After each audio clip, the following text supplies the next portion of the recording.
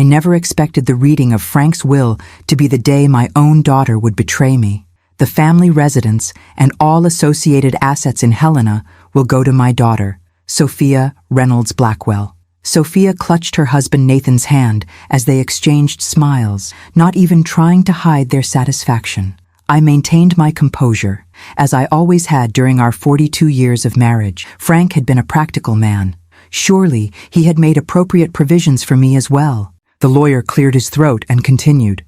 And to my wife, Abigail Reynolds, I leave my recently acquired property in Montana, near Glacier National Park. The silence in the room was deafening. That's it? Sophia finally asked, looking between the lawyer and me. The property includes approximately 50 acres of land and the lawyer adjusted his glasses, cabin that Mr. Reynolds purchased 5 years ago. I remember feeling the weight of all eyes on me. Frank had never mentioned a property in Montana, not once in our 4 decades together. Mother can stay with us, of course, Sophia announced with practiced generosity, squeezing Nathan's hand as if seeking confirmation. He nodded stiffly, his smile not reaching his eyes. 2 weeks later, I understood the true nature of their generosity. I had been relegated to the guest room of what had once been my own home, expected to cook, clean, and stay out of sight when they entertained. I was no longer the lady of the house, but an inconvenient appendage they'd inherited along with the property. It was after one such dinner party that Nathan cornered me in the kitchen. "This isn't working, Abigail," he said, swirling expensive whiskey in a crystal tumbler. My crystal, from the set Frank and I had received as a wedding gift. "Sophia and I need our space." "I'm trying to stay out of your way," I replied, continuing to load the dishwasher with plates still bearing the remains of the meal I'd prepared. "That's not enough." Nathan's voice hardened. "Frank knew what he was doing when he left you that place in Montana. He knew you were too weak to make it on your own after he was gone." I straightened up, dishcloth still in hand. "Excuse me? Let's be honest," he continued, emboldened by alcohol and arrogance. "You've been dependent your entire life, a housewife. You've never paid a bill, never held a real job. Frank carried you, and now we're expected to do the same." Before I could respond, Sophia entered the kitchen. I looked to my daughter, expecting her to defend me against her husband's cruelty. Instead, she sighed. "Mom, we've been talking, and we think it would be best if you went to see the Montana property. It's yours, after all. Maybe it's time you learned to stand on your own 2 feet." The next morning, I found my suitcases in the hallway. Nathan didn't even try to hide his satisfaction as he handed me an envelope containing directions to the property and the key. "Don't come back until you've figured out how to support yourself," he said. "We're not running a charity here." Sophia hugged me stiffly, whispering, "It's for your own good, Mom. You need to be independent." And just like that, at 68 years old, I was homeless. I loaded my belongings into my car, a modest sedan Frank had purchased for me 3 years earlier, and began the long drive from Helena to the remote property near Glacier National Park. Tears blurred my vision for the first 100 miles. How could Frank have left me so vulnerable? How could my own daughter discard me so easily? The journey took almost 9 hours, the last 30 minutes on unpaved roads that wound higher into the mountains. With each mile, my heart grew heavier. What awaited me? A dilapidated shack where I was supposed to somehow rebuild my life? When I finally reached the property, the sun was setting, casting long shadows across what appeared to be exactly what I'd feared. A neglected 2-story cabin with a sagging porch, missing roof shingles, and windows that were either cracked or boarded up. "Oh, Frank," I whispered, parking in front of the sorry structure. "Why would you do this to me?" Exhausted and heartsick, I gathered my courage and approached the door. The key turned in the lock with difficulty, the hinges protesting as I pushed the door open. I stepped inside, fumbling for a light switch. What I saw when the lights flickered on left me frozen in the doorway, my suitcase dropping from nerveless fingers. The interior bore no resemblance to the decrepit exterior. Modern furniture arranged tastefully in a spacious living room. A state-of-the-art kitchen gleaming with stainless steel appliances. Hardwood floors covered with plush area rugs. But it wasn't the unexpected luxury that stole my breath. It was the dining table, set for one, with a plate that still held the remains of a recently eaten meal. A coffee mug, half full, sat beside an open notebook. Someone had been here, recently, perhaps still was. I approached the table cautiously, my heart pounding. The notebook was filled with handwriting I recognized instantly. Frank's precise, slanted script. I glanced at the date at the top of the page and felt the world tilt beneath my feet. It was dated 3 days ago. Frank had been dead for 3 weeks. The entry began. Abigail will be arriving soon. Everything must be in place. God, I hope she understands why I had to do it this way. My hands trembling, I turned the page to find detailed diagrams of the house, showing hidden passages behind walls, underground tunnels, and secret rooms. A noise from deeper within the house sent me stumbling backward. I grabbed a heavy candlestick from the table, holding it like a weapon. "Hello?" I called, my voice unsteady. "Is someone there?" Silence answered me, broken only by the gentle hum of the refrigerator and my own ragged breathing. Moving cautiously, I made my way down a hallway, passing rooms that looked lived in. A study with papers spread across a desk, a bedroom with rumpled sheets. Men's clothing hung in the closet, Frank's size, but styles I'd never seen him wear. In the study, a bookshelf stood slightly ajar. When I pulled it, it swung outward on hidden hinges, revealing a narrow passageway. Inside was a room that looked like something from a spy movie. Walls covered with photographs, newspaper clippings, and maps. At the center, a desk held multiple computer monitors. Corkboards displayed surveillance photos of people I recognized, politicians, business leaders from Helena, and prominently featured Nathan. Pins and strings connected various documents, creating a web of relationships. Handwritten notes detailed financial transactions, offshore accounts, and what appeared to be evidence of money laundering on a massive scale. On the desk sat a sealed envelope with my name written on it. With shaking hands, I opened it and began to read. "My dearest Abigail, if you're reading this, then you've found your way to the truth. I'm so sorry for the pain and confusion I've caused you. What I'm about to tell you will seem impossible, but I beg you to keep reading. I'm not dead, at least not in the way you think. 5 years ago, while conducting an audit for Blackwell Development, I discovered irregularities that led me to a conspiracy involving Nathan, several state officials, and a network of shell companies. They were laundering money from government contracts, skimming millions that should have gone to public infrastructure. When I quietly began gathering evidence, I noticed I was being followed. Our home was bugged. Our phones were tapped. I realized the depth of what I'd stumbled into and the danger it represented. I purchased this property as a safe house, disguised as an abandoned cabin to discourage visitors. Here, I've compiled everything needed to expose them. 3 months ago, I learned they were planning to silence me permanently. I had to disappear before they acted, make them believe they'd succeeded. The heart attack was staged, the funeral a necessary deception. I couldn't tell you beforehand.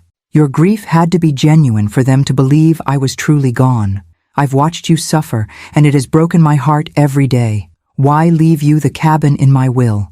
Because I knew they would force you out eventually. Nathan has always resented your presence. Sophia, I'm devastated to tell you, has known about her husband's criminal activities for years. She's involved, Abigail. Our daughter chose money over morality long ago.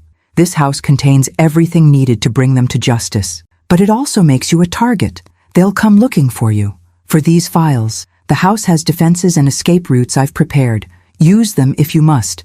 You have a choice now. You can take the evidence to federal agent Marcus Wilson in Kalispell. His contact information is in the desk drawer. Or you can leave, use the cash and new identity I've left in the safe behind the painting in the master bedroom, and disappear. Either way, don't trust Sophia. Don't return to Helena. It's not safe. I hope to reveal myself to you soon, once I've ensured it's safe for us both. Until then, know that everything I've done for us. I've always known how strong you really are, Abigail. Much stronger than anyone, even you, has ever realized. With all my love, Frank. I read the letter twice, then sank into the desk chair, my mind struggling to process the impossible. Frank alive? Sophia complicit in criminal activities? Our entire life together, ending not with a death, but an elaborate deception. As shock gave way to understanding, I became aware of a sound outside. Car tires on gravel. I moved to the window and peered through the blinds to see headlights cutting through the darkness. 2 black SUVs had pulled up in front of the cabin. Men in dark clothing emerged, moving with purpose toward the house. "Don't come back until you've figured out how to support yourself," Nathan had said. Now I understood. They never expected me to stay here.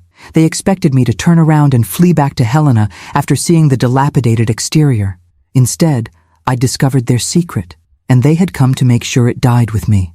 I closed the secret room, heart pounding as I considered my options. Run? Hide? Fight? My whole life I'd been underestimated. The quiet housewife, the supportive spouse, the doting mother. Even Frank, for all his professed faith in me, had kept me in the dark until now. As I heard the front door handle being tested, a strange calm settled over me. For the first time in my life, I held power in my hands. The truth that could destroy those who had betrayed and discarded me. They thought I was weak. It was time to show them just how wrong they were. I moved quickly to the master bedroom, found the safe, and removed its contents. Then I slipped into one of the hidden passages Frank had mapped out, closing the entrance behind me just as I heard the sound of breaking glass from the front of the house. The hunt had begun, but they didn't realize that this supposedly helpless old woman now knew every secret of this house of lies, and I was no longer the prey. I was the trap. I navigated through the narrow passage, guided by dim emergency lights embedded in the floor. Frank had thought of everything. The passage sloped downward, leading deeper into the foundation of the house. I could hear muffled voices above, at least 3 different men, methodically searching each room. "She has to be here somewhere," a voice growled. "Her car's outside. Check behind the furniture, under the beds.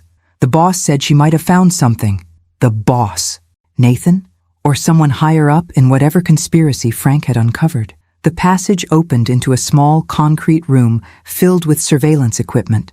Multiple screens displayed different areas of the house, catching my pursuers in their search. The men wore dark clothing and moved with military precision, some carrying weapons that certainly weren't legal for civilian use. On the main console, a red button labeled "Emergency" beckoned. Next to it, a handwritten note in Frank's writing. "Only in absolute crisis. 30 seconds to exit through tunnel." I didn't know what it would trigger, but I kept it in mind as I assessed my situation. The contents of the safe were now secured in a small backpack I'd found hanging on a hook. Cash, passports with my photo but different names, a loaded handgun. Frank knew I'd gone shooting with him occasionally over the years, though I'd never owned a weapon, and several thumb drives labeled "Evidence." A map on the wall showed the entire tunnel system. One route led to an exit half a mile away, emerging in a stand of trees near a small creek. Another connected to what appeared to be an old mining tunnel, extending for several miles with multiple exit points. I had no delusions about outrunning these men in the woods, especially in the dark. My best chance was to hide until they gave up the search, or... The thought struck me suddenly. These men were here to find evidence and eliminate witnesses. But what if they succeeded in only one of those objectives? Frank's meticulous planning gave me an idea. If they believed they'd destroyed everything, perhaps they'd report mission accomplished without confirming my demise. On the surveillance screen, I watched as one man discovered the entrance to the secret room. "I found something," he called to the others. They converged, pawing through the evidence Frank had compiled. "This is everything," one said, pulling out a phone. "Call it in." I couldn't hear the other side of the conversation, but the man's expression darkened. Understood. No traces. They began gathering the documents and hard drives. "What about the old lady?" another asked. "She's here somewhere. Find her, then burn it all down." My blood ran cold. They intended to destroy the house, with me in it if necessary. I glanced at the emergency button again, making my decision. Whatever Frank had rigged, it might be my only chance. But first, I needed a distraction. Among the equipment was a small panel labeled House Controls. I toggled several switches and watched with satisfaction as the house plunged into darkness, followed by the shriek of an alarm system activating. The men on the screen jerked in surprise, shouting to each other as emergency lights cast eerie shadows through the house. I pressed the emergency button. A recorded message in Frank's voice spoke calmly through a speaker. "Emergency protocol activated. Controlled demolition in 30 seconds. Proceed to safety immediately." My heart raced as I grabbed the backpack and hurried toward the tunnel marked as the primary escape route.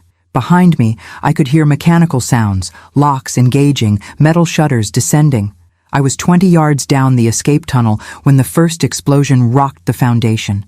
It wasn't large, more controlled than destructive, but I heard concrete collapsing somewhere behind me. Frank had designed it to seal the hidden rooms and passageways while leaving the house structure mostly intact. The men would be trapped in the main house, separated from both me and the evidence they'd been gathering. I kept moving, the tunnel gradually transitioning from concrete to rough-hewn stone, part of the old mining system Frank had incorporated into his escape routes. The air grew cooler and damper as I pushed deeper into the mountain. For nearly an hour, I followed the emergency lights, my mind churning with questions and revelations. My entire life had been upended in a single day. My husband wasn't dead. My daughter was a criminal, and I was a fugitive. When I finally emerged from the tunnel exit, I found myself on a wooded slope overlooking the property. In the distance, I could see flashing lights, police or fire vehicles responding to the explosion. The cabin appeared intact from the outside, though I knew its secrets were now sealed away. Had the intruders escaped? Were they searching the woods for me now? I couldn't risk finding out. According to the map, there was a small hunter's cabin another 2 miles north that Frank had marked as Secure Location B. I oriented myself using the stars and began walking. The Montana night enveloped me in its vastness, a blanket of stars overhead, the silhouettes of mountains against the horizon, the rustle of wildlife in the underbrush. In other circumstances, I might have found it beautiful. As I walked, I thought about Nathan's sneering face as he'd thrown me out. "You're too weak to make it on your own," he'd said. Perhaps he'd believed it. Perhaps I'd believed it too, after decades of comfortable dependence. But with each step through the wilderness, something long dormant awakened inside me. Determination, resilience, anger. By the time I reached the hunter's cabin, my feet were blistered, my muscles ached, and my lungs burned from the elevation. But I had made it, on my own. Inside, I found basic provisions, canned food, bottled water, a first aid kit, and a satellite phone with a single programmed number. With trembling fingers, I dialed. It rang 3 times before a man answered. "Security protocol," the voice demanded. I recalled the phrase from Frank's letter. "Blue heron at midnight." A pause. Then, "Abigail? Is that you?" My heart stopped. "Frank?" I whispered. "Thank God," my not-dead husband breathed. "Are you safe? Did you make it out?" Tears streamed down my face, from relief, from anger, from the sheer absurdity of it all. "I'm alive," I said. "No thanks to our daughter and her husband. I'm so sorry, Abby, for everything.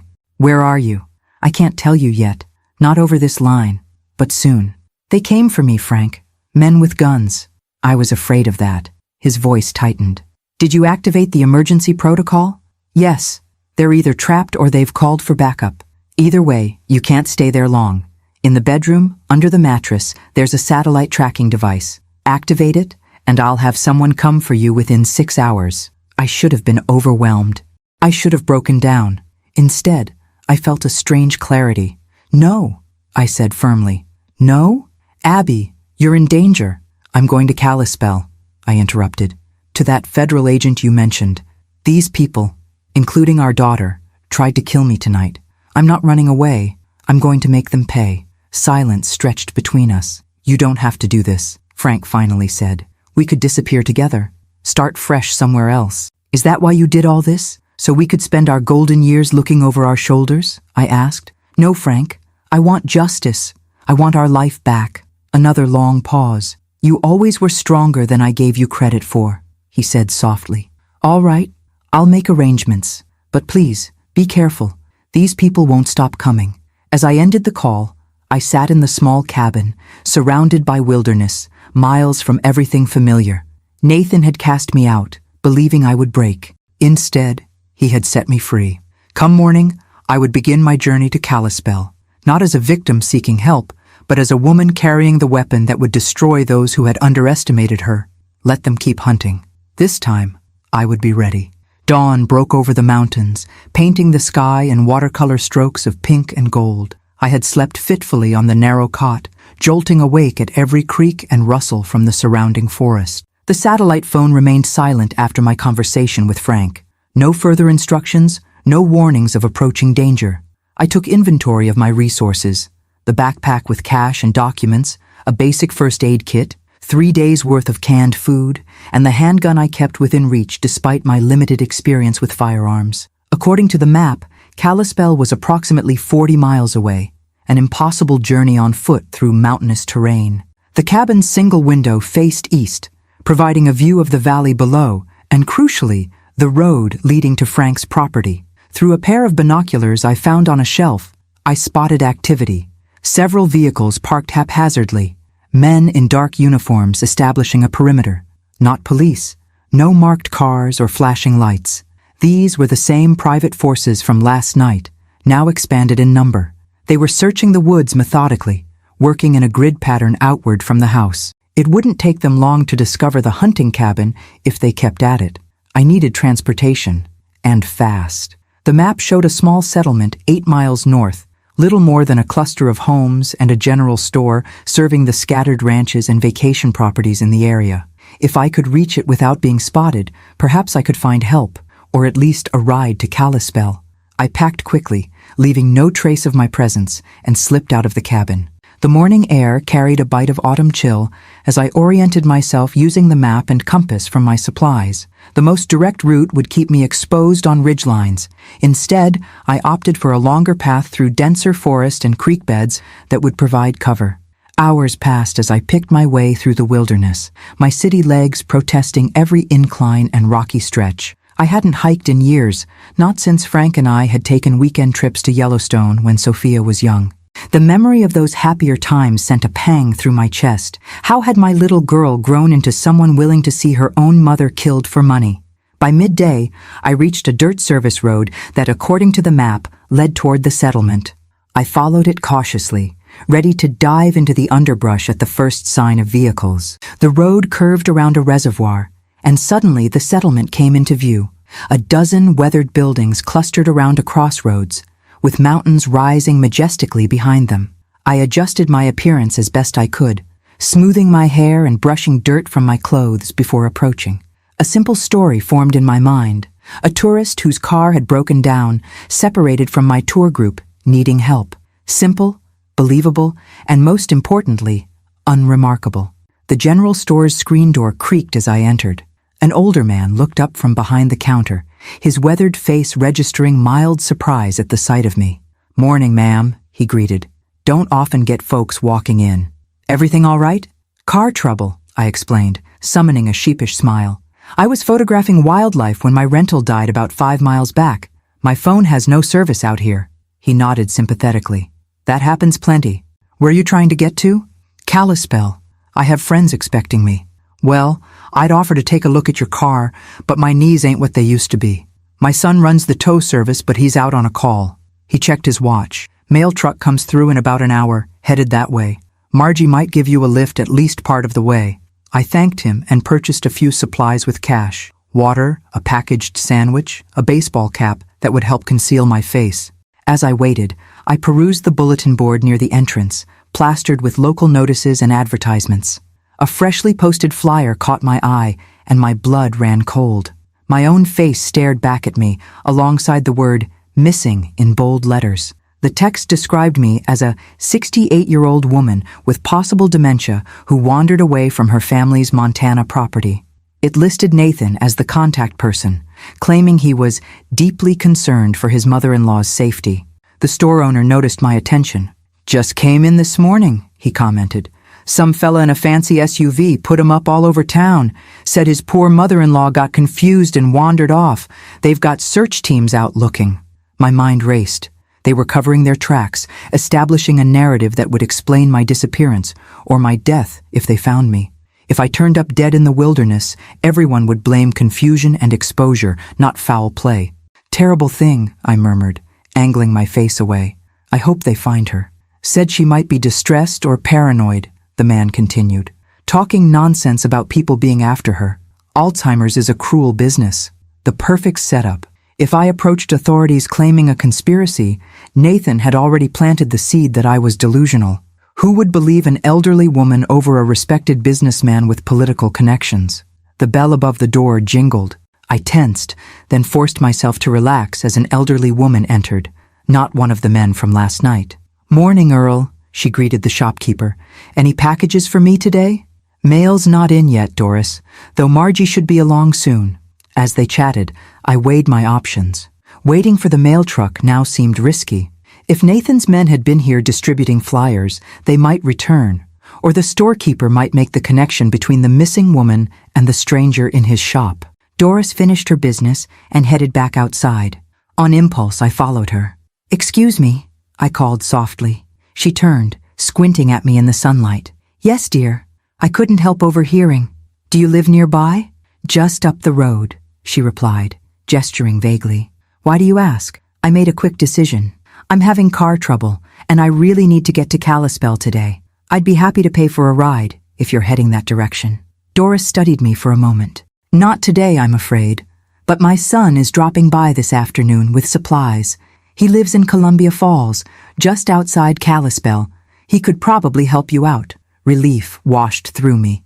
"That would be wonderful. I'd be so grateful." "Come along then," she said, heading toward an ancient pickup truck. "No sense waiting here in the sun. You can have some lunch while we wait for him." As we drove the short distance to her ranch house, I glanced nervously at every passing vehicle, expecting to see the black SUVs from Frank's property. But the roads remained quiet, the mountains indifferent to my plight. Doris chattered amiably about local history and her family as we bumped along the dirt road. I responded with appropriate interest while keeping my fabricated backstory consistent. A wildlife photographer from Minneapolis, visiting Montana for the first time. Her home was modest but comfortable, sitting on several acres with a barn and corral visible behind it. As we pulled up, I noticed another vehicle already parked in front, a silver sedan with tinted windows. "Looks like Tommy's here early," Doris remarked cheerfully. But as we approached the house, the front door opened to reveal a woman whose appearance struck me like a physical blow. Sophia, my daughter, stood on the porch, her expression shifting from pleasant to shocked as she recognized me. For one frozen moment, we stared at each other. The daughter who had betrayed me and the mother she believed she had sent to her death. Then her hand moved to her purse, and I knew with cold certainty what she was reaching for. "Doris, get down!" I shouted, shoving the older woman aside as Sophia withdrew a pistol from her bag. The first shot splintered the wood of the porch railing as I dragged Doris behind her truck for cover. "What in God's name?" Doris began, her voice shaking. "That's my daughter," I explained breathlessly, the absurdity of the situation not lost on me. "And she's trying to kill me." In the distance, I heard the rumble of approaching vehicles, reinforcements, undoubtedly. The trap was closing. And this time, there would be no secret passageways to escape through. "Your daughter," Doris repeated, shock rendering her momentarily speechless as another bullet pinged off the truck's hood. "Why would your daughter—" "It's complicated," I gasped, my mind racing. "Is there another way out of here?" Doris nodded, her initial shock hardening into surprising resolve. "The barn connects to the back pasture. There's an access road the ranch hands use." She fumbled in her pocket, producing a set of keys. "My husband's old Jeep is in the barn. Still runs." A voice called from the direction of the house, Sophia's voice, sweet and reasonable, betraying nothing of her murderous intent. "Mom? Is that you? Thank God we found you. Everyone's been so worried." The performance was chilling in its believability. If Doris had been alone, she would have certainly emerged, never suspecting the danger. "We need to move," I whispered to Doris. "When I say now, run for the back of the barn. Stay low." The rumble of engines grew louder. Through a gap beneath the truck, I glimpsed two black SUVs turning onto the property's long driveway. "Now!" I shouted, and we both scrambled to our feet. Another shot rang out as we fled, dirt kicking up at our heels. Doris was remarkably spry for her age, keeping pace as we zigzagged toward the barn's rear entrance. We burst through the door, startling chickens that had taken shelter in the shade. The barn was mercifully spacious, offering multiple hiding spots among stacked hay bales and equipment. "There," Doris pointed to a tarp-covered vehicle in the corner. "That's Harold's Jeep. Keys should work, but it hasn't been started in months." I ripped away the tarp to reveal a vintage Jeep Wrangler, dusty but intact. While Doris barred the barn door with a beam of wood, I slid behind the wheel, inserted the key, and said a silent prayer. The engine coughed, sputtered, then roared to life. "Thank you, Harold," Doris murmured, crossing herself before climbing into the passenger seat. "You should stay," I told her. "Tell them I forced you. They have no reason to hurt you." She fixed me with a steely glare.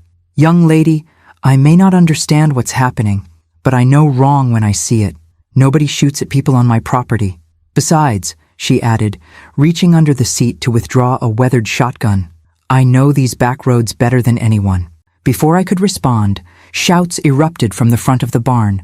The doors rattled as someone tried to force them open against the barricade. I threw the Jeep into gear and aimed for the rear doors, which hung slightly ajar. We burst through them in a shower of splinters, fishtailing onto a dirt track that led away from the house toward the tree line that marked the property boundary. In the rearview mirror, I glimpsed figures pouring out of the barn, Sophia among them, her face contorted with fury. The black SUVs were redirecting, attempting to cut us off. "Left at the creek bed," Doris instructed, bracing herself as we bounced over the uneven terrain. "These logging roads connect all through these mountains. They'll never catch us if we stay off the main roads." I followed her directions, grateful for local knowledge, as we plunged into a labyrinth of unmarked dirt tracks that wound through dense forest. The Jeep handled the rough terrain admirably, though every bone in my body protested the jarring ride. "Now," Doris said once we'd put several miles between us and her ranch, "I think it's time you told me why your daughter is trying to kill her own mother." As we navigated the backwoods of Montana, I gave Doris the condensed version: Frank's discovery of corruption, his faked death, Nathan and Sophia's involvement, and the evidence that could bring down their entire operation. "So, your husband isn't actually dead?" she asked, her weathered face registering continued disbelief. "Apparently not, though I've only heard his voice on the phone." She shook her head.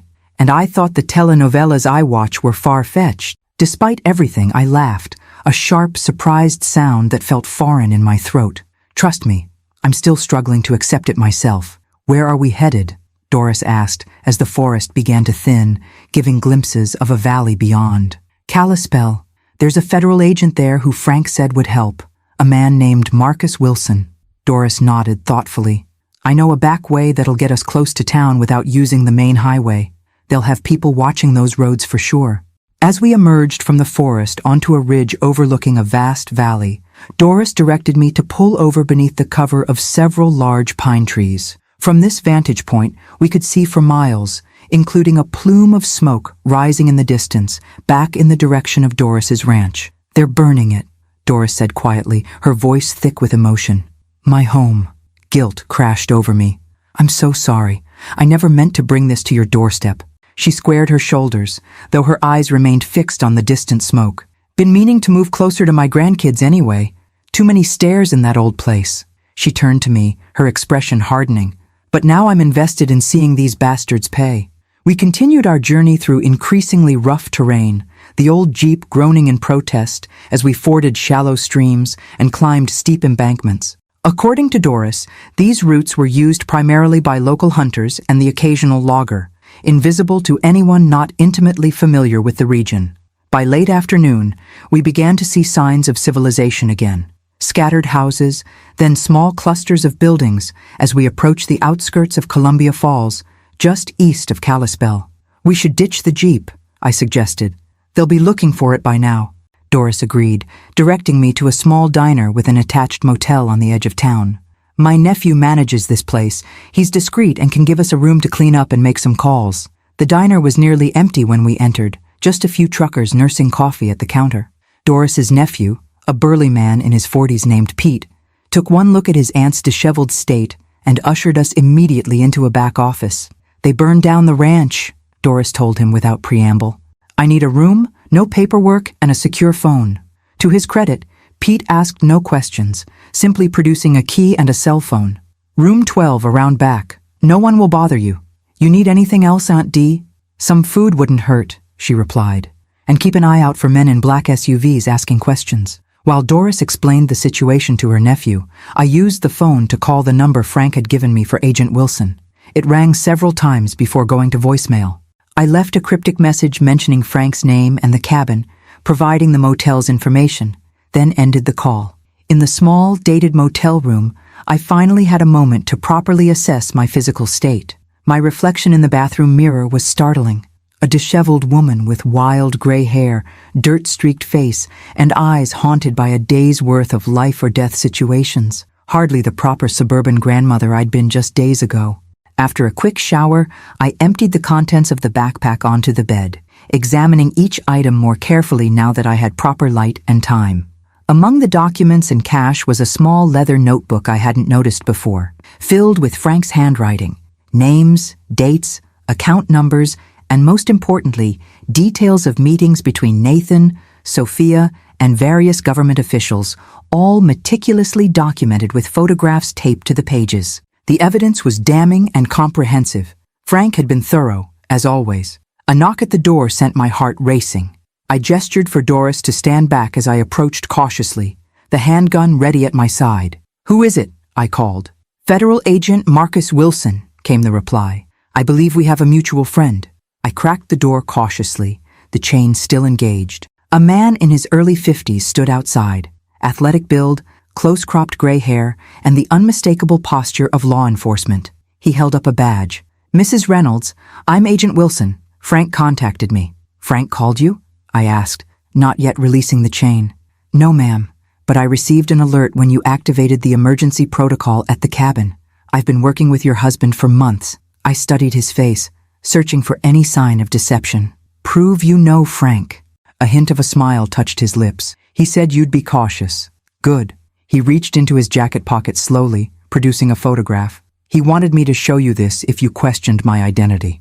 The photo showed Frank and me on our 30th anniversary trip to Santorini, a private moment on a cliffside at sunset that no one else would have had access to. I finally unlatched the chain. Agent Wilson entered, nodding respectfully to Doris before surveying our humble accommodations with a professional eye.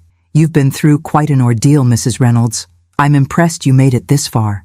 "I had help," I said, gesturing to Doris. "And please, call me Abigail." He sat at the small table near the window, positioning himself to keep watch on the parking lot. "Frank has been feeding me information about Nathan Blackwell's operation for almost a year. We were building a case carefully, methodically, until Frank's death accelerated the timeline." "Why didn't you arrest Nathan months ago?" I asked, unable to keep the edge from my voice. "Before all this became necessary?" "Blackwell is just one piece of a much larger network," Wilson explained. "We needed to identify all the major players, the politicians, judges, business leaders. Moving too early would have allowed the bigger fish to slip away. Meanwhile, I was left in the dark," I noted bitterly, "grieving a husband who wasn't dead." Wilson had the grace to look uncomfortable.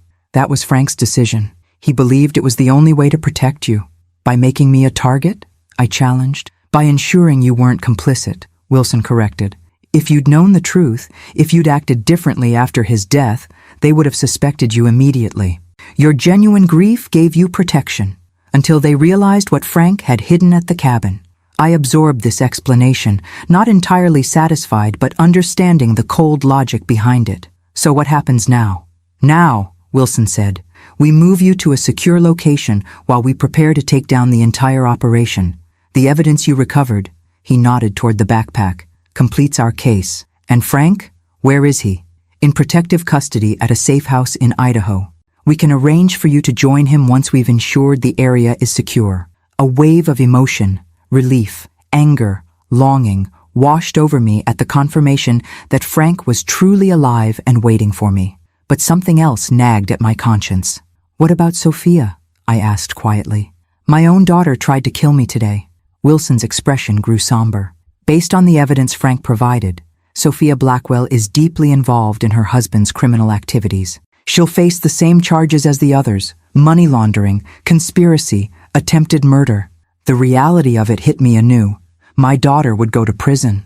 My beautiful, ambitious Sophia, who had once been a straight-A student with dreams of changing the world, had become someone willing to murder her own mother for money. "I need to see the evidence against her," I said finally. "All of it." Wilson hesitated, then nodded. "That's your right, but I should warn you, it's comprehensive." Frank was especially thorough documenting Sophia's involvement, perhaps because he found it so difficult to accept. He produced a laptop from his briefcase, booting it up and entering several layers of passwords before turning it toward me. These files contain everything we have on Sophia Blackwell's activities over the past 3 years. For the next hour, I sifted through a devastating archive of my daughter's betrayal. Emails discussing bribes to government officials, recordings of meetings where she calmly planned tax evasion strategies for clients engaged in illegal activities, photographs of her accepting envelopes of cash from known criminals. Most damning were records of her involvement in planning Frank's accident, the staged heart attack that had launched this entire nightmare. My daughter had helped plot her own father's death. She knew, I whispered, my voice hollow. She knew he wasn't really dead. Yes, Wilson confirmed. Our theory is that she suspected the heart attack was faked, which is why they accelerated their plans to find any evidence he might have hidden. Doris, who had maintained a respectful silence throughout, placed a weathered hand on my shoulder. I'm so sorry, Abigail. I closed the laptop, emotionally exhausted but oddly clear-headed. When do you make the arrests? We're coordinating with multiple agencies for simultaneous operations. Tomorrow morning, 6 a.m. We'll take down all the major players at once, including your son-in-law and daughter. I want to be there, I said suddenly, surprising even myself. When you arrest Nathan and Sophia, Wilson shook his head immediately. Absolutely not. It's too dangerous, and your presence could complicate the legal proceedings. They tried to kill me, I countered. They burned down Doris's home. They've destroyed lives without a second thought. I met his eyes steadily. I deserve to see justice done. Wilson studied me for a long moment. You're a lot like Frank described, stronger than you appear. I'm discovering that myself, I replied. After further discussion, we reached a compromise. I would be nearby during the arrests, observing from a secure vehicle with Agent Wilson, but would not directly participate in the operation. As evening settled over the small motel, Wilson left to coordinate with his team, leaving an agent posted outside our door for protection. Doris and I shared a simple meal brought by her nephew, each lost in our own thoughts. What will you do after? Doris asked eventually. When this is all over? I considered the question, realizing I had no clear vision of my future. The life I'd known was gone. My relationship with my daughter was irrevocably shattered. Even reuniting with Frank would mean building something entirely new from the ashes of our former existence. I don't know, I admitted. Start over somehow, I suppose. You could do worse than Montana, Doris suggested. Once you get past the people trying to kill you, it's quite beautiful. The absurd understatement startled a laugh from me. A genuine laugh that felt like the first crack in the wall of tension I'd been carrying since this ordeal began. I'll consider it, I promised, though perhaps a bit further from my current in-laws. As night fell, I lay awake in the unfamiliar bed, my mind replaying the events that had brought me here. Just days ago, I had been Abigail Reynolds, grieving widow and unwanted mother-in-law, a woman defined primarily by her relationships to others, deemed too weak to stand on her own. Now, I had evaded professional killers, outsmarted my murderous daughter, and helped preserve evidence that would bring down a criminal empire. The woman Nathan had dismissed as feeble had become the instrument of his destruction. Tomorrow would bring its own challenges, the painful spectacle of Sophia's arrest, the uncertain reunion with a husband returned from the dead, the daunting prospect of rebuilding a life at 68. But for perhaps the first time in my adult life, I wasn't afraid of the future. Whatever came next, I would face it with newfound strength. The house in Montana hadn't been a cruel final joke from Frank after all. It had been a crucible, one that had burned away my comfortable illusions and revealed something unexpected beneath. A woman I'd never known existed, a woman who could survive anything. Dawn broke with military precision. 5:30 a.m., and Agent Wilson was at our door, accompanied by a female agent who introduced herself as Special Agent Rivera. "Time to move," Wilson said, his demeanor all business. "We have a secure vehicle waiting." I dressed quickly in clothes provided by the FBI, dark pants and a navy windbreaker that made me look somewhat official, though the matching baseball cap felt like an unnecessary touch. Doris had arranged to stay with her nephew until it was safe to assess what remained of her property. "Be careful," she told me as we embraced, "and when this is all over, come back and visit. I make a mean apple pie." "I will," I promised, surprised by how much I meant it. In the chaos of the past days, I'd somehow found a friend. Agent Rivera drove, while Wilson briefed me in the back seat of an unmarked SUV. A bitter irony, considering similar vehicles had been hunting me just yesterday. "We're conducting simultaneous raids at multiple locations," he explained, handing me a bulletproof vest that I reluctantly donned at his insistence. "Nathan and Sophia's residence, their offices, several properties owned by their associates. Based on surveillance, we believe they're both at home this morning." "Our home," I corrected quietly. "The house Frank and I shared for 30 years. Wilson acknowledged this with a sympathetic nod. "You'll remain in the vehicle with Agent Rivera at a secure distance. I'll be with the arrest team." He hesitated, then added, "I should warn you, these situations can be volatile. If Blackwell and your daughter resist arrest, you'll do what's necessary." I finished for him. "I understand." We drove through the quiet streets of Helena as the city began to stir. Every familiar landmark felt alien now, as if I were seeing my hometown through a stranger's eyes. We passed the grocery store where I'd shopped weekly for decades, the library where I'd volunteered after retirement, the park where I'd pushed Sophia on the swings as a child, all settings from a life that now seemed to belong to someone else. Wilson's radio crackled with coded communications as we approached my neighborhood. Multiple vehicles were converging, agents preparing to execute the carefully orchestrated arrests that would dismantle Nathan's network in a single, coordinated strike. We stopped 2 blocks from my former home, close enough to observe, but far enough to remain safely removed from any potential conflict. Agent Rivera positioned the SUV strategically, giving us a clear view of the street while maintaining a discreet profile. "Team Alpha in position," came a voice over the radio. "All units ready." Wilson gave my shoulder a brief, reassuring squeeze before exiting the vehicle to join the arrest team. Rivera handed me a pair of binoculars. "Sometimes it helps to see things clearly," she said, her expression suggesting she understood my need for closure.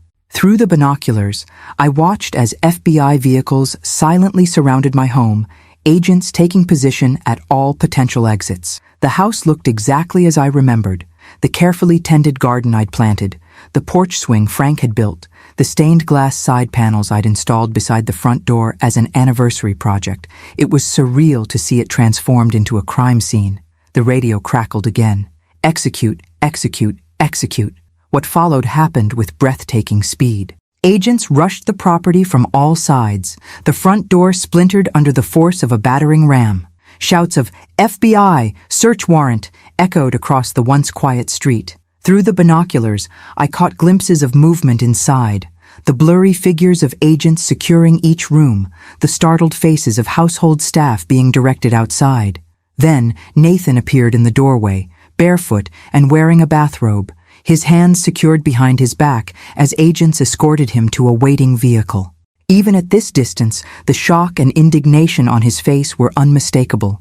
The powerful man who had thrown me out of my own home now looked small and ordinary in the morning light. I waited, breath held, for Sophia to appear.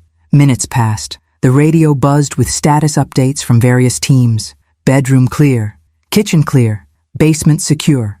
Then urgently, "We have a runner! East side, through the garden!" I adjusted the binoculars just in time to see a figure in dark clothing, scaling the back fence. Sophia, moving with desperate speed through the neighbor's yard. "Suspect heading toward Franklin Street," an agent called. Rivera immediately started our engine. "Hold on," she warned as we pulled away from the curb, circling the block to intercept. We rounded the corner just as Sophia emerged from between 2 houses, her panicked flight bringing her directly into our path. Rivera stopped the vehicle, blocking the street. For one frozen moment, my daughter stood illuminated in our headlights, her eyes wild with fear and fury. She looked nothing like the polished businesswoman who had built her career on charm and connections, her hair disheveled, her expression feral, a woman cornered and dangerous. Then she saw me in the passenger seat. Recognition dawned, followed by disbelief, then a hatred so pure it transformed her face into something unrecognizable. In that moment, I truly understood. The daughter I had raised was gone, replaced by a stranger willing to sacrifice her own parents for wealth and power. Sophia turned to flee in another direction, but agents were closing in from all sides. With nowhere left to run, she made a final, desperate choice, reaching into her jacket. "Gun!"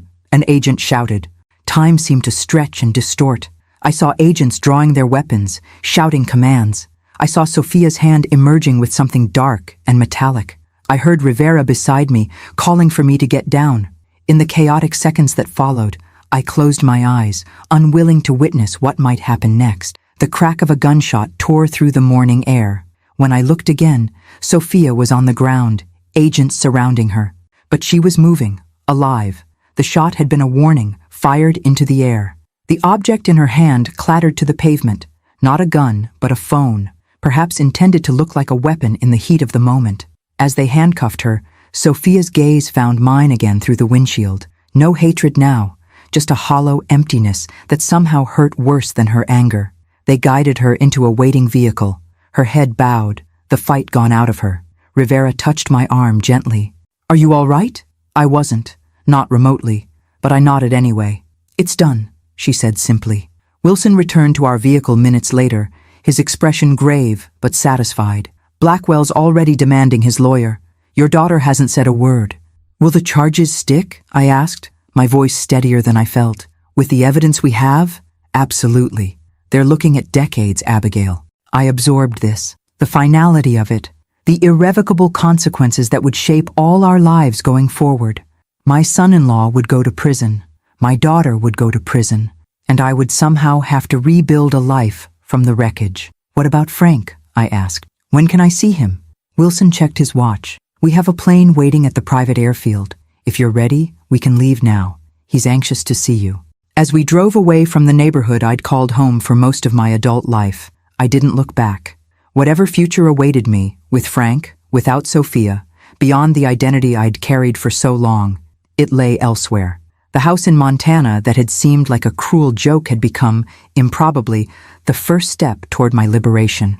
In losing everything familiar, I'd discovered a resilience I never knew I possessed. "I'm ready," I told Wilson, and found that, despite everything, I meant it. The private airfield operated by the FBI occupied a discreet location outside Helena, surrounded by high fences and security checkpoints.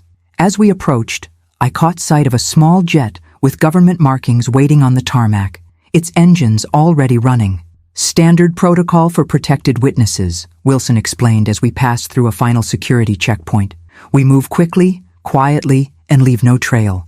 The morning's events had left me emotionally drained, yet I felt oddly alert, my senses cataloging every detail as if to anchor myself in this new reality. The vibration of the tarmac beneath our vehicle, the crisp mountain air when Rivera opened my door, the distant rumble of the jet's engines preparing for departure. "This way, Mrs. Reynolds," a young agent directed, guiding me toward the waiting aircraft. I paused at the foot of the boarding stairs, suddenly overwhelmed by the magnitude of what awaited me above. Frank, my husband of 42 years, the man I had mourned and buried, whose absence had reshaped my entire existence, was alive, breathing, waiting. "Take your time," Wilson said quietly beside me. "This isn't easy for anyone." I squared my shoulders and ascended the stairs with deliberate steps. At the top, I hesitated just a moment before stepping inside. The jet's interior was utilitarian but comfortable, with leather seats arranged in small groupings rather than rows. And there, rising from a seat near the back, was Frank. He looked thinner than I remembered, his face more lined, his hair grayer. He wore clothes I didn't recognize, casual attire that seemed at odds with the meticulous dresser I had known. But his eyes, those were unchanged, watching me with the same mixture of affection and uncertainty that had characterized our first meeting nearly half a century ago. "Abby," he said, his voice breaking slightly on the familiar diminutive that only he had ever used. I stood frozen, a storm of emotions rendering me momentarily incapable of speech. Relief at seeing him alive, anger at his deception, joy at our reunion, grief for the daughter we had both lost in different ways. "You look well," he offered awkwardly when I didn't respond. A laugh escaped me, sharp, bordering on hysterical. "Do I? After believing you were dead? After being thrown out of my home? After discovering our daughter tried to have us both killed?" He flinched as if struck. "I deserve that, all of it. But please sit, let me explain." The agents discreetly moved to the front of the aircraft, giving us as much privacy as the confined space allowed. I sank into a seat opposite Frank, maintaining a deliberate distance between us. I'm listening, I said. Frank took a deep breath. It started 3 years ago with an audit I was conducting for the State Infrastructure Fund. Numbers that didn't add up. Contracts awarded to companies that barely existed. I traced the discrepancies to Nathan's firm, then to Nathan himself. He paused, pain flashing across his features. And eventually, to Sophia. Our daughter, I said. The one we raised to know right from wrong. I couldn't believe it either. Not at first. I thought she must be an unwitting participant, manipulated by Nathan. I gathered evidence quietly, planning to confront her privately, give her a chance to extricate herself before going to authorities. His expression darkened. Then I found emails between them, discussing how to silence potential whistleblowers, how to arrange accidents that wouldn't attract investigation. And you decided to fake your own death rather than come to me, I said, the hurt evident in my voice. They were watching me by then. Our phones, our computers, even our house, all monitored. I couldn't risk telling you. He reached across the space between us, not quite touching me. I wanted to, Abby. Every day without you has been torture. While I grieved, I noted bitterly. While I cried myself to sleep, believing I'd lost you forever. It was the only way to protect you, he insisted. If they believed I was dead, you'd be safe while I gathered the remaining evidence. I never imagined they would force you out, that you'd end up at the Montana property so soon. The plan was to complete the federal case first, then bring you into protection before you ever had to face danger. The engines increased their pitch as the pilot prepared for takeoff. An agent approached briefly to ensure our seatbelts were fastened, then retreated again. Where are we going? I asked, suddenly realizing I had no idea of our destination. A safe house in northern Idaho near Coeur d'Alene, Frank replied. Just until the immediate legal proceedings are complete. After that, he hesitated. After that, we have options. Options, I repeated. Witness protection? New identities? Starting over at 68? If necessary, he acknowledged. Though Wilson believes once the case is fully prosecuted, we might eventually return to some version of our former lives. Not in Helena, perhaps, but somewhere we could be ourselves again. The aircraft began to move, taxiing toward the runway. I watched the landscape of Montana sliding past the small window, wondering if I would ever see it again. You should have trusted me, I said finally, returning to the core of my hurt. After 42 years of marriage, you should have found a way to tell me the truth. Frank's eyes shimmered with unshed tears. You're right. I made a terrible mistake, thinking I was protecting you by keeping you in the dark. I underestimated you, Abby. I won't make that mistake again. The plane accelerated down the runway, pressing us back into our seats as it lifted into the clear morning sky. Below, Helena grew smaller, the familiar landmarks of my life diminishing to miniature versions of themselves before disappearing altogether beneath a bank of clouds. I saw her arrested, I said after a long silence. Our daughter. She looked at me with such hatred. Frank closed his eyes briefly, absorbing this fresh pain. I've spent months trying to understand how she became this person, where we went wrong. Maybe we didn't, I suggested. Maybe she made her own choices, just as we made ours. Does that make it easier? No, I admitted. Nothing about this is easy. As the plane leveled off, a strange calm settled over me. Not peace, exactly, but a kind of exhausted acceptance. The worst had happened. My life had been destroyed and remade in the span of a few days. Yet here I was, still breathing, still moving forward. Tell me about the cabin, I said, changing subjects abruptly. Why Montana? Why that specific property? A small smile touched Frank's lips. Remember our honeymoon? That road trip through Glacier National Park? You wanted to see every waterfall in the guidebook, I recalled, the memory unexpectedly vivid after all these years. We got lost and ended up in that tiny town with one restaurant and a post office. Evergreen, he supplied. When I needed a place that Nathan and Sophia wouldn't connect to us, I remembered how much you loved that valley, how you said it was the most peaceful place you'd ever seen.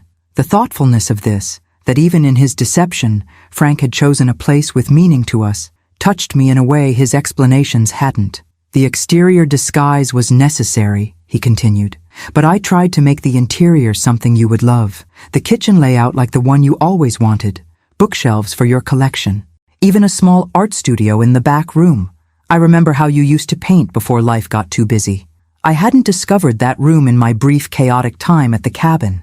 The idea that Frank had created a space specifically for a passion I'd long abandoned revealed a depth of attention I hadn't fully appreciated during our marriage. "I'd like to see it again," I said softly. "Properly this time, without men with guns chasing me through the woods." Frank's expression brightened with cautious hope. "You would? Even after everything?" "I don't know what our future holds, Frank. I don't know if I can forgive the decisions you made without me. But I do know that cabin is the only property we still have, and it's the one place in the world that isn't tainted by Sophia's betrayal." He nodded, understanding the complicated truth in my words. "Then we'll go back, when it's safe. Make it a real home, if that's what you want." The plane continued its journey westward, carrying us toward an uncertain future. Between us, the space remained, filled with hurt, regret, and unresolved pain. But also, perhaps, the fragile possibility of reconstruction, not of the life we had lost, that was gone forever, but of something new, built from the hard-won wisdom of survival. The safe house in Idaho was a modest lakeside cabin, secluded enough to ensure privacy, yet close enough to civilization for necessary amenities. Unlike the Montana property with its deliberate facade of neglect, this place was well maintained, with a dock extending into the clear waters of Coeur d'Alene and mountains rising majestically in the distance. "You'll be comfortable here," Agent Wilson assured us as we toured the two-bedroom structure. We maintain several properties like this for protected witnesses. There's a panic button in each room, and agents stationed nearby around the clock. The precautions were necessary, he explained, because despite the arrests, Nathan's network was extensive. Some associates remained at large, and until all the principal defendants were securely behind bars awaiting trial, we would remain under protection. For 3 weeks, Frank and I existed in a strange limbo, physically together, yet emotionally distant, sharing space, but navigating around the chasm that had opened between us. We established careful routines that allowed for privacy and independence. I took morning walks along the lakeshore while Frank prepared breakfast. He worked on his testimony with federal prosecutors in the afternoons while I read books from the well-stocked shelves. We shared dinner in polite conversation that carefully avoided our most painful topics: Sophia, our future, the breach of trust that still festered between us. At night, Frank slept in the second bedroom without discussion or complaint, respecting the boundaries I had not explicitly stated but clearly needed. The news from Helena arrived in careful, filtered doses through Agent Wilson. Nathan was being held without bail, deemed a flight risk due to his international connections. Several politicians implicated in the scandal had resigned. The investigation had expanded to include additional charges as new evidence emerged from seized documents and cooperative witnesses. Sophia had maintained her silence, refusing to speak even to the high-priced attorney Nathan had arranged for her. This detail, when Wilson shared it, pierced me unexpectedly. Even in her criminal alliance, my daughter remained the stubborn, determined person I had raised, using silence as resistance, just as she had during teenage disagreements decades earlier. On our 25th day at the safe house, Wilson arrived with news that shattered our careful equilibrium. "The preliminary hearing is scheduled for next week," he announced during his regular briefing. "The prosecution wants both of you to testify." Frank nodded, having expected this. "Of course, whatever they need." "Both of us?" I asked, the implications sinking in slowly. "You mean I would have to testify against Sophia?" Wilson's expression was sympathetic but firm. "Your testimony about the events at the Montana property and Doris's ranch would establish clear intent. It's crucial evidence of attempted murder." "She's my daughter," I said, the words carrying the weight of a lifetime of memories. Sophia's first steps, school plays, college graduation, her wedding day. "She tried to kill you, Abigail," Frank reminded me gently. "Twice." "I know what she did," I snapped, surprising both of them with my vehemence. "I was there, remember? While you were safely hidden away, I was the one being shot at, the one watching our daughter transform into someone I didn't recognize." The outburst released something that had been building in me for weeks, not just about Sophia, but about everything that had happened. "I need some air," I said, rising abruptly and heading for the door. Outside, the afternoon sun sparkled on the lake's surface, the beauty a stark contrast to my inner turmoil. I walked to the end of the dock and sat, letting my feet dangle above the clear water. Frank approached cautiously minutes later, giving me ample opportunity to send him away. When I didn't, he settled beside me, maintaining a respectful distance. "I won't pretend to understand what you're feeling," he said after a long silence. "My experience of all this has been entirely different from yours." "Yes," I agreed. "It has. For what it's worth, I don't think anyone would blame you for not wanting to testify against your own child." I turned to study his profile, the man I had loved for most of my life, the father of the daughter who had tried to kill us both. "Wouldn't you? Blame me, I mean." He shook his head firmly. "Never. This isn't a test of loyalty, Abby. There's no right answer. But there are consequences," I noted. "If I don't testify, Sophia might face lesser charges. She might someday go free, despite what she's done." "True, but that's the prosecutor's problem, not yours." I considered this perspective, the idea that I could separate myself from responsibility for the legal outcome, that my only obligation was to my own conscience, my own healing. "What would you do?" I asked finally. "If our positions were reversed?" Frank gazed out over the water, considering the question with characteristic thoughtfulness. "I honestly don't know. I'd like to believe I would do whatever protected the most people from harm. But when that harm comes from your own child," he shook his head. "There's no playbook for this, Abby." The simple acknowledgement of the impossible position I faced loosened something in my chest. Not a resolution, but perhaps the beginning of acceptance that there were no perfect choices left, only difficult ones, with painful consequences. "I need time to think," I said. "Of course." Wilson said, "We have until Monday to decide." We sat in companionable silence as the sun began its descent toward the mountains, casting long shadows across the lake. For the first time since our reunion, the space between us felt less like a barrier and more like a necessary breathing room. Two people carrying their own versions of the same grief, finding ways to coexist with it. That evening, I called Wilson and asked for access to all the evidence against Sophia, not just the attempted murder charges, but everything documenting her involvement in the larger conspiracy. If I was to make this impossible choice, I needed to understand the full scope of what my daughter had become. The files arrived the next morning. Boxes of financial records, surveillance photographs, transcripts of recorded conversations. I sequestered myself in my bedroom and began the painful process of truly knowing the daughter I thought I had understood. What emerged from those pages was a portrait of a woman I barely recognized, calculating, coldly ambitious, willing to sacrifice anything and anyone for wealth and status. The transformation hadn't happened overnight, I realized. The evidence showed a progression over years, beginning with small ethical compromises that gradually evolved into full criminal complicity. Most devastating were the transcripts of conversations about Frank and me. The casual way Sophia had discussed her father's removal, her irritation at my continuing presence in her house, her explicit approval of plans to ensure I never returned from Montana. In one recording, Nathan had asked if she was certain about taking care of your mother. "She's always been weak," Sophia had replied.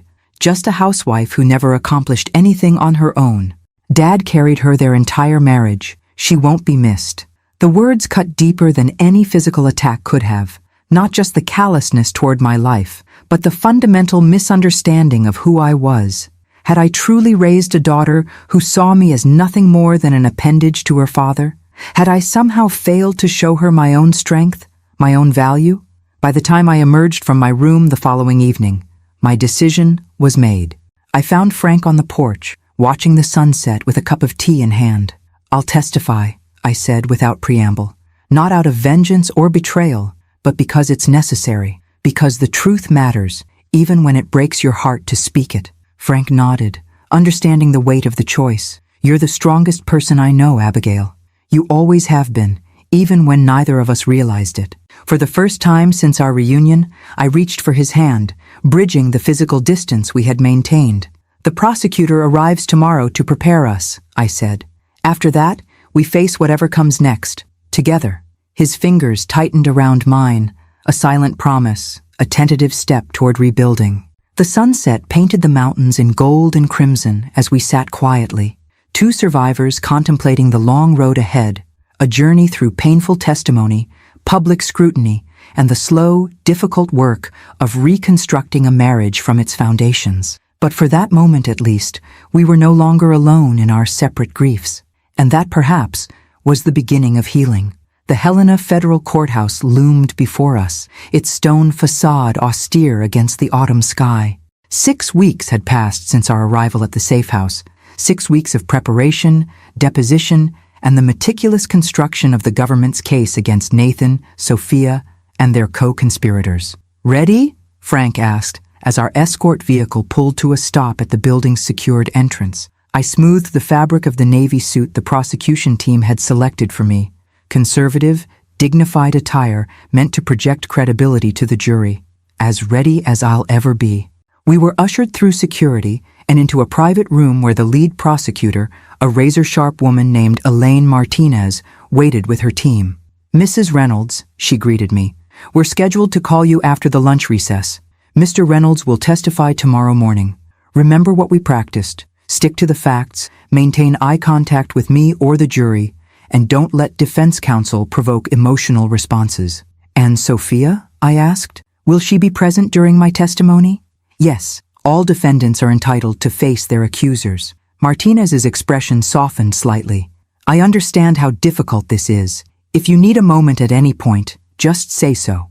The morning passed in a blur of preliminary court proceedings, motions from defense attorneys, arguments about admissible evidence, the judge's measured responses to each point of contention. Frank and I sat in a witness room, separated from the main courtroom, receiving periodic updates from a junior prosecutor assigned to keep us informed. "The jury seems engaged," she reported, "especially during Agent Wilson's testimony about the Montana property and the evidence recovered there." At precisely 1:15 p.m., a court officer appeared to escort me into the courtroom. I rose on legs that felt suddenly unsteady, my heart accelerating despite weeks of preparation for this moment. "You'll be magnificent," Frank whispered as I passed, his hand briefly touching mine. The courtroom fell silent as I entered, all eyes following my progress to the witness stand. I forced myself to look straight ahead, not searching for Sophia among the defendants seated at the defense table. The oath was administered, and I took my seat, finally allowing myself to survey the room. Nathan sat between two expensive-looking attorneys, his expression impassive, almost bored. Beside him, separated by another lawyer, was Sophia. My breath caught at the sight of her, thinner than I remembered, her complexion sallow under harsh fluorescent lighting, her eyes downcast until she sensed my gaze. When she looked up, her expression revealed nothing, no remorse, no anger, nothing of the daughter I had raised. "Mrs. Reynolds," Prosecutor Martinez began, approaching the stand. "Could you please tell the court about the events following your husband's apparent death?" I recounted the story chronologically, the reading of the will, Nathan's cruel dismissal, my journey to Montana, the discovery of the cabin's true nature, and the subsequent attempts on my life. My voice remained steady, even as I described Sophia pointing a gun in my direction at Doris's ranch. "And you have no doubt it was your daughter who fired at you?" Martinez asked. "None whatsoever," I confirmed. We were no more than 30 feet apart. I saw her face clearly as she pulled the trigger. Throughout my testimony, I maintained eye contact with Martinez or the jury, just as we had practiced, but I was acutely aware of Sophia's gaze boring into me. I could feel it like a physical presence, though I deliberately avoided meeting her eyes again. After nearly 2 hours, Martinez concluded her direct examination. "Your witness," she said to the defense. Nathan's attorney rose, a silver-haired man whose custom suit and manicured appearance spoke of fees that likely exceeded most people's annual income.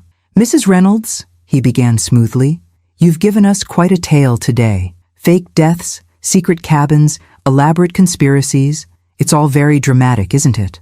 "I didn't find it dramatic at the time," I replied evenly. "Terrifying would be a more accurate description." A few jurors nodded, and the attorney adjusted his approach. "You testified that your husband kept you completely in the dark about his suspicions, his evidence gathering, even his faked death. Is that correct?" "Yes. Wouldn't you agree that demonstrates a fundamental lack of trust in you?" Martinez objected, but the judge allowed the question. "My husband believed he was protecting me," I answered. "Or perhaps," the attorney suggested, "he knew you wouldn't be a credible ally. After all, you were, by your own admission, financially dependent on him. You had no career, no income of your own, correct? I was a homemaker by mutual agreement, I clarified. I raised our daughter and supported my husband's career. And now that daughter sits accused of trying to kill you, a claim that conveniently emerged after you were, as you characterized it, thrown out of what you believed should have been your home. He raised an eyebrow. Might this testimony be colored by resentment, Mrs. Reynolds? A desire for revenge against the daughter who had what you wanted? Objection! Martinez called sharply, badgering the witness. Sustained, the judge agreed. Counsel will refrain from editorializing. The attorney shifted tactics again, spending the next hour attempting to undermine specific details of my testimony, questioning my memory, suggesting alternative explanations for events, implying that stress and age might have affected my perceptions. Through it all, I maintained the calm dignity Martinez had coached me to project. When asked if I might have misinterpreted Sophia's actions at the ranch, I simply described again what I had seen with my own eyes. When questioned about my emotional state after Frank's death, I acknowledged my grief without allowing it to diminish the credibility of my observations. One final question, Mrs. Reynolds, the attorney said eventually. Given your admitted unfamiliarity with firearms, is it possible that what you perceived as your daughter shooting at you was actually a warning shot meant to protect herself from what she believed was an unstable relative trespassing on private property? I paused, considering my answer carefully. This was the moment to look at Sophia directly, and I did, meeting her gaze fully for the first time since entering the courtroom. My daughter aimed a gun at my chest from 30 feet away, I said clearly. The bullet hit the truck beside me at approximately the height of my heart.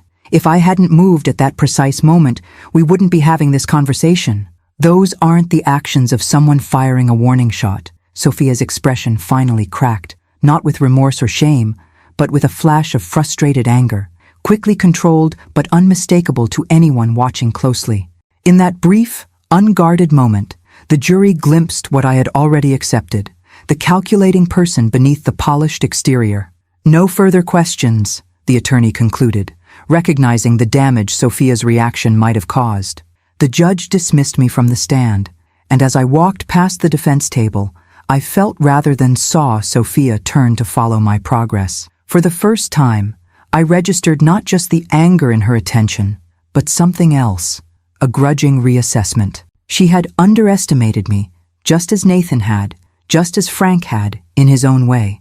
The elderly mother she had dismissed as weak had withstood professional killers, wilderness survival, and now a calculated legal attack, emerging not broken, but formidable. Whatever else Sophia might feel toward me, I sensed she would never again mistake my kindness for weakness. In the witness room, Frank waited with undisguised pride. "You were magnificent," he said, echoing his earlier prediction. "It was the truth," I replied simply. Nothing more or less. That evening, back at the secure hotel where we were staying during the trial, Frank and I shared a quiet dinner in our suite. The day's testimony had drained me, leaving a bone-deep exhaustion that even a hot shower couldn't dispel. "The prosecutor says you made a powerful impression on the jury," Frank told me as we ate, "especially when you looked directly at Sophia during that last question." I set down my fork, the food suddenly tasteless. I didn't do it for dramatic effect. I needed to see her, to know if anything of my daughter remained in the person sitting at that table. "And?" Frank asked gently. "She's gone," I said, the finality of it settling over me like a physical weight. "The child we raised, the person we thought we knew, that Sophia doesn't exist anymore, if she ever truly did." Frank reached across the table, taking my hand in his. "We did our best, Abby. Whatever choices she made afterward were hers alone." For the first time since this ordeal began, I allowed myself to cry, not the desperate tears of fear or shock I had shed in Montana, but the deeper grief of true loss. Frank moved to the chair beside me, his arm around my shoulders as the sobs shook my frame. I testified against my own child, I managed between ragged breaths. "What kind of mother does that make me?" "A mother who values truth," he answered softly. "A mother who couldn't save her daughter from her own choices, but who might save countless others from the consequences of those choices." We sat together as my tears gradually subsided, the shared grief creating a different kind of intimacy than we had known before. Not the comfortable partnership of our previous life, but something forged in fire, tempered by shared trauma. and survival. Tomorrow is your turn, I said finally, straightening up and wiping my eyes. Are you prepared? Frank nodded solemnly. As much as anyone can be to testify against their child. He hesitated, then added, I'd like you to be in the courtroom, if you feel up to it. Having you there would matter to me. It was the first time since our reunion that he had explicitly asked for my support, not assuming, not expecting, simply asking. The request, in its vulnerability, bridged something of the distance between us. I'll be there, I promised. Whatever comes next, we face it together. Outside our window, the lights of Helena glimmered, the city that had been our home for decades now rendered foreign by all that had transpired. Tomorrow would bring another day of painful testimony, another step in the long process of justice. Beyond that lay an uncertain future we had yet to define. But for now, this moment of connection, of shared grief and mutual support, felt like the first true healing in a wound that had seemed beyond repair. Winter settled over Montana as the trial stretched from weeks into months. Frank's testimony, followed by a parade of financial experts, former employees, and federal agents, painted a comprehensive picture of corruption that extended far beyond what I had initially understood. The conspiracy had tentacles in state infrastructure contracts, international banking, even defense procurement, a sprawling criminal enterprise disguised as legitimate business and politics. Through it all, Nathan maintained a facade of injured innocence, his attorneys arguing that he had been manipulated by unscrupulous associates, kept in the dark about the true nature of the transactions. Sophia's defense took a different approach, portraying her as a devoted wife who trusted her husband's business acumen without questioning the details. Neither strategy gained traction with the jury, who deliberated for just 3 days before returning guilty verdicts on all major counts. I sat in the courtroom as the verdicts were read, Frank's hand gripping mine tightly.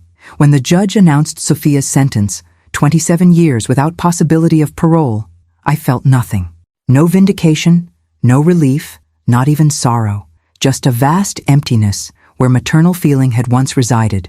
As the defendants were led away, Sophia turned, her eyes finding mine in the gallery. For one suspended moment, I thought I glimpsed something. Regret, perhaps, or simple recognition of what had been lost. Then her attorney touched her arm. She looked away, and the moment passed, leaving me to wonder if I had imagined it entirely.